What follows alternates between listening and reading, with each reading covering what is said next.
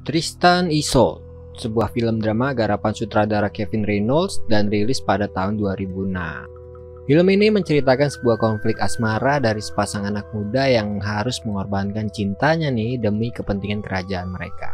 Akankah berakhir dengan bahagia atau malah dengan tetesan air mata nih? Buat yang penasaran, simak terus guys. Balik lagi di UP Zombie. Gimana kabar kalian nih? Aku doain semoga kalian selalu diberi kesehatan dan kelancaran rezeki ya. Masih seperti biasa cuy. Aku di sini yang bawain alur cerita filmnya, geng. Semoga kalian gak bosen nih sama suaraku. Oke guys, kita masuk ke inti ceritanya yuk. Mr. Zombie.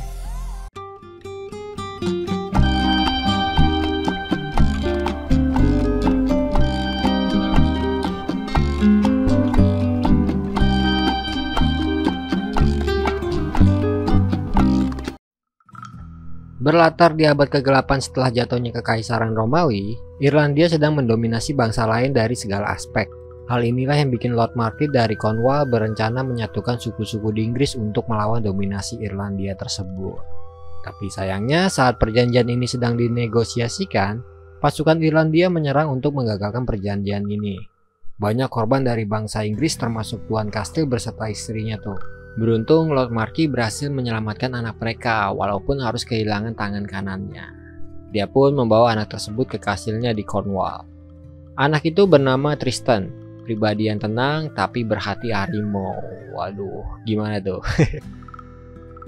Di lain sisi, keberhasilan penyerangan itu jadi kabar gembira untuk Raja Irlandia yaitu Donnchad. Dia tetap ingin Inggris terpecah belah dengan suku-sukunya agar dominasi Irlandia bisa berlanjut. By the way, Donnchad ini juga punya anak gadis mata wayang yang bernama Isolde, seorang gadis yang hari-harinya selalu dikawal sama asisten pribadinya yang bernama Breakneck. 9 tahun berselang, Isolde jadi wanita dewasa yang kecantikannya gak ada obat. Walaupun begitu, kehidupannya anyep-anyep aja nih. Gak punya temen, apalagi pacar. Pengen banget disenggol lah pokoknya. Di sisi lain, Tristan beranjak dewasa menjadi prajurit yang tangguh. Dia juga dikelilingi banyak teman, salah satunya adalah Melot, keponakannya Lord Marquis. Di suatu hari mereka menemukan jalan rahasia yang tembus ke dalam kastil. Mungkin dulu ini jalur evakuasi kali ya. Tapi mereka bertiga merahasiakan penemuan ini guys. Kita balik lagi ke Raja Donnchad yang lagi jadi anak senja nih. Anjay, anak senja gak tuh? Di momen ini, seorang algojo andalannya yang bernama Morholt mengajukan permintaan sebagai balasan untuk kesetiaannya. Morholt minta dicarikan seorang istri kepada sang raja. Dan raja pun siap mengabulkan permintaan Morholt tersebut. Dengan syarat, Morholt harus menyelesaikan satu tugas, yaitu Morholt ditugaskan ke Cornwall untuk nyari pemuda-pemuda yang bisa dijadikan budak. Dan jika itu berhasil, sang raja akan menikahkan Morholt dengan Isolde, putrinya sendiri. Isolde yang tahu kabar ini kaget dan kecewa sama ayahnya. Tapi gimana pun dia gak bisa nolak perintah sang raja, walaupun itu ayahnya sendiri. Setelah berpamitan sama tunangannya, pasukan Morholt pun berangkat ke Cornwall. Sesampainya di lokasi, pasukan Irlandia langsung ngebawa beberapa orang untuk dijadikan budak. Dan beberapa orang yang melawan pun langsung dihukum gantung nih guys. Di sini penduduk-penduduk Cornwall nggak bisa berbuat banyak di kejadian ini. Dari jumlah aja udah kalah jauh tuh. Akhirnya setelah pasukan Irlandia meninggalkan daerah itu, Lord Mark mengumpulkan seluruh pemimpin suku-suku untuk menyusun rencana nih. Dia memerintahkan Tristan untuk memimpin aksi itu. Dimulai dengan sebuah pancingan, rencana Tristan ini berhasil bikin pasukan Irlandia terpecah.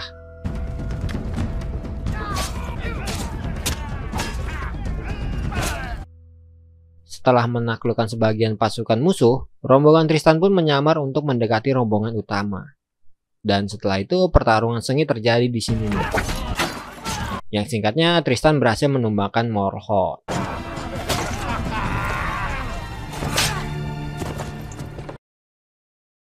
Tapi setelah berhasil menang, Tristan ternyata terkena racun dari pedangnya Morholt. Dia pun terkapar dan tewas. Pada hari itu juga Melot melarung jasadnya Tristan.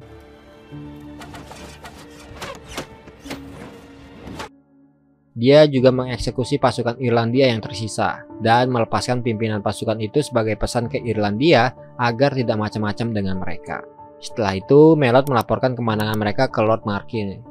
Lord Marquis yang tahu Tristan juga tewas dari pertarungan itu pun terpukul banget. Dia udah anggap Tristan ini kayak anaknya sendiri lah. Hari setelah itu kita dikasih lihat Isolde yang memutuskan untuk kabur dari rumahnya menemukan sebuah perahu. Yang ternyata itu adalah perahu yang ngebawa jasadnya Tristan. Dan ajaibnya ternyata Tristan masih hidup nih guys. Dia pun langsung dibawa ke sebuah gua di pinggiran pantai. Isolde dan Bracknell langsung berusaha menormalkan suhu tubuh Tristan tuh. Ya, setelah beberapa waktu nunggu, Tristan pun tersadar nih. Dan yang pertama kali dia lihat adalah wajah cantiknya Isolde. Mungkin dalam hatinya nih, wah bidadari cuk. Tapi Tristan yang belum fit 100% harus terlelap lagi nih guys. Di sini pokoknya berhari-hari Isolde dan Bracknell bolak-balik ke gua itu untuk ngasih perawatan ke Tristan. Dari sini juga mereka berdua berkenalan tuh. Tapi Isolde nih ngaku kalau namanya dia ini adalah Bracknell. Dan di sini juga lah gelora-gelora asmara mereka bergejolak. Setelah merasa sehat, Tristan mulai aksi speak-speaknya nih. Tapi Isolde masih bimbang karena dia udah dijodohkan sama Morholt. Drama-drama gitulah pokoknya. Tapi akhirnya Isolde pun harus menyerah sama speak-speaknya Mas Tristan tuh. Dan terjadilah yang harusnya terjadi. Setelah itu Isolde balik ke rumahnya dengan senyum sumringah. Salurannya ini udah nggak mampet tuh. Dia meluk Bracknell saking senengnya. Tapi keesokan harinya seorang warga menemukan pedangnya Morholt di kapal yang dipakai Tristan waktu itu. Dan di hari yang sama juga pemimpin penyerangan yang dilepaskan Melot sampai di Irlandia.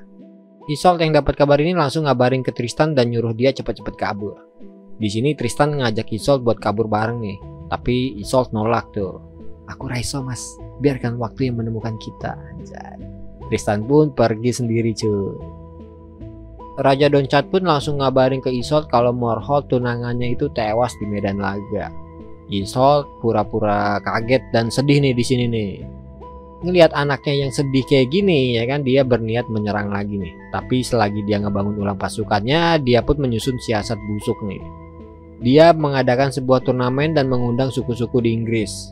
Donchat juga menjanjikan hadiah yang menarik untuk sang pemenang, yaitu tanah wilayah dan anaknya si Isolde. Para kepala suku Inggris sadar banget nih guys. Tujuan dari turnamen ini ya biar mereka nih saling lawan satu sama lain lah, biar kekuatannya berkurang. Lagi diskusi-diskusi gini, mereka dikejutkan dengan kepulangannya Tristan. Mereka pun mengadakan pesta buat nyambut Tristan tuh, tanpa tahu gimana caranya Tristan masih hidup. Tapi nih guys, Tristan ini masih galau mengingat The Isolde yang masih di seberang sana tuh. Akhirnya pas dia tahu kalau bakal ada turnamen itu, Tristan mengajukan diri untuk ikut turnamen tersebut. Yang tujuan dia jelas nih, biar bisa ketemu lagi sama pujaan hatinya. Tristan juga meyakinkan sang raja kalau ini kesempatan mendapatkan seorang istri untuk merawat sang raja. Dan sang raja pun setuju nih guys. Di sini Tristan belum sadar nih guys kalau Isolde yang dijanjikan Raja Donchat itu adalah pujaan hatinya. Soalnya yang dia tahu nih pujaan hatinya tuh bernama Bracknell. Hari turnamen pun tiba guys. Setelah melakukan beberapa persiapan, mereka mengambil undian untuk menentukan lawan mereka.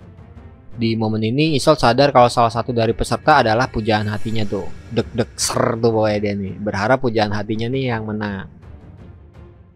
Singkatnya babak demi babak berlangsung tuh. Hingga akhirnya babak final yang mana Tristan harus berhadapan dengan Wichtred, pemimpin salah satu suku di Inggris juga. Yang boleh dibilang nih dia nih lintah darat tuh, melakukan kompromi dengan pihak Irlandia nih demi memenangkan turnamen ini.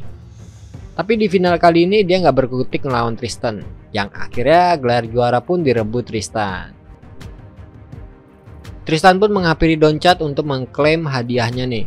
Tapi Tristan kaget nih guys, yang ternyata hadiah yang bakal dia persembahkan untuk sang raja adalah pujaan hatinya yang nama sebenarnya adalah Isolde. Dan Isolde juga terkejut karena di turnamen ini Tristan hanya mewakili sang raja, yang otomatis dia dibawa untuk dinikahkan dengan sang raja. Jeng jeng. Mereka pun sampai di Cornwall dan disambut langsung sama sang raja. Dan gak lama dari situ mereka melangsungkan pernikahan guys. Ya walaupun berat ya, Tristan harus ikhlas nih, pujaan hatinya dinikahin sama ayah angkatnya. Dia tambah galau lagi pas Isolde bilang gini nih. Emang udah jadi skill bawaan wanita nih kayaknya, bikin cowok bimbang. Isolde pun harus melewati malam pertamanya dengan tetesan air mata, anjay. Dan Tristan cuma bisa meratapi nasibnya di pinggir kali. Berharap apa kamu bos?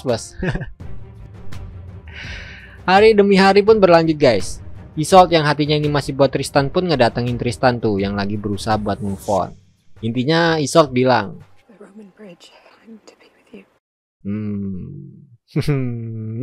Tristan makin bimbang nih bos. Kita balik ke perpolitikan dulu ya guys. Tapi si Tristan nih diangkat sama sang raja menjadi wakilnya, yang mana ini bikin Melot sakit hati. Padahal keturunan sedarahnya ya Melot ini, tapi kenapa harus Tristan ya kan? Tristan juga udah sampein ini ke sang raja, tapi keputusan udah bulat. Malamnya ketika akan melakukan ritual kerajaan, Tristan nih ingat kata-katanya Isolde soal jembatan nih guys. Hehe. Dia pun melipir tuh dari rombongan buat nemuin Isolde. Dan di sebuah gubuk cinta yang gak jauh dari jembatan, pernyengengan pun dimulai. Semenjak malam itu mereka berdua makin sering curi-curi kesempatan buat ngengeng bentar kan? Main cepet aja pokoknya. Bahaya cuy. Sampai akhirnya Witchred juga menyadari tentang perselingkuhan mereka nih. Dia buat siasat lagi sama Donchat buat ngejatuhin Lord Mark dengan memanfaatkan kasus perselingkuhan ini nih. Dan kesepakatannya bakal ngasih tahtanya si Lord Mark ini untuk Witchred sebagai kaki tangannya di Inggris. Sebenarnya sih si Lord Mark juga udah ngerasa ada yang gak beres nih. Makin sering gak dapat jatah lah si raja ini nih. Dia nanya ke Tristan tuh. Tapi Tristan ngeyakinin kalau Isolde tuh royal dan setia ke sang raja. Nah karena hal inilah Tristan nih merasa bersalah banget sama ayah angkatnya ini. Tristan akhirnya ngebakar gubuk cinta mereka tuh. Hari pun berlanjut dimana ritual kerajaan dilakukan untuk 100 hari pernikahan nih. Donchat juga hadir di acara itu guys. Yang mana hari itu juga Tristan bertekad buat menghentikan perselingkuhannya nih sama si Isolde. Dia keluar menggunakan kuda dan disusul oleh Isolde lewat pintu rahasia yang biasa dilewatin buat ketemu Tristan tuh. Ya kan, menye-menye lah di sini nih. Witchred yang lihat ini adalah waktu yang tepat buat ngegap Tristan, akhirnya ngajak petinggi untuk berkuda tuh menikmati bulan purnama. Dan di waktu yang tepat juga rombongan ini mergokin Tristan dan Isolde yang lagi berduaan. Donchat yang sebenarnya udah tahu pun pura-pura emosi dia nih dan ngebatalin aliansinya. Akhirnya Lord Mark menjarain mereka berdua tuh. Di penjara, Tristan gak bisa berkata-kata nih guys. Dia tahu kalau perbuatannya ini salah besar ya kan. Tapi di sini sang raja juga dikasih tahu nih alasan Isolde berselingkuh. Memanfaatkan situasi ini, Witchred juga menghasut Melot dan pemimpin-pemimpin lainnya nih untuk ngejatuhin Lord Mark yang bikin aliansi dengan Irlandia nih gagal. Balik lagi di situasi yang memanas, Tristan dibawa keluar oleh beberapa orang ke suatu tempat yang mana sudah ada Isolde di sana. Ternyata sang raja mempersilahkan mereka berdua untuk kabur dan merajut cinta mereka dengan damai. Tapi Tristan yang gak mau cintanya ini dicatat sebagai cinta yang peruntukan sebuah kerajaan pun melepaskan Isolde buat pergi nih. Dia balik ke kastil untuk melindungi sang raja. Kita balik lagi ke Melot guys.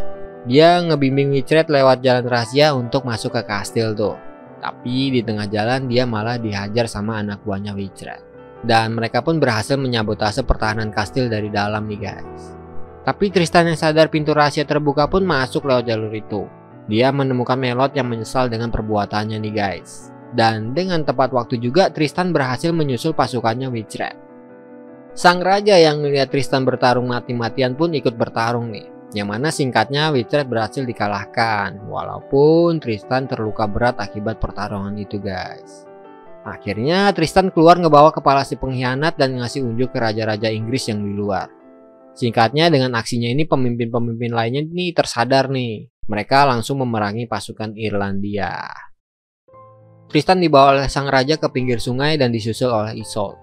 Sang raja pun meninggalkan mereka berdua nih untuk ikut berperang melawan pasukan Irlandia. Namun sayangnya film ditutup dengan tewasnya Tristan di hadapan Isolde. Yo, sad ending guys. Tapi for your information aja nih, film ini bilang kalau cinta mereka ini bukan penyebab runtuhnya kerajaan. Legenda mencatat Lord Mark ini berhasil mengalahkan Irlandia. Dia juga ngebangun ulang kerajaan dan memimpinnya dengan damai sampai akhir hayatnya. Terus sang raja balikan gitu sama Isolde bang? Ya nggak tahu aku guys.